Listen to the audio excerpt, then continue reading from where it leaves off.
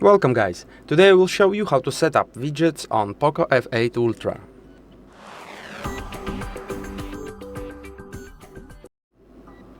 To put some widgets on your main screen on POCO device, you will need some empty space, like here. Then touch and hold for a while the screen. Then choose at the very bottom the widgets part. Now you can choose between any of these widgets.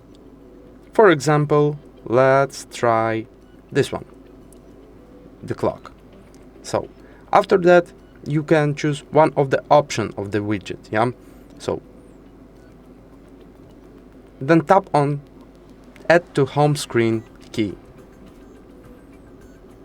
and in the end manage the position of your widget. After that, click Done at upper right corner. And that's it. Now you know how to set up widgets on POCO F8 Ultra. Thank you for watching.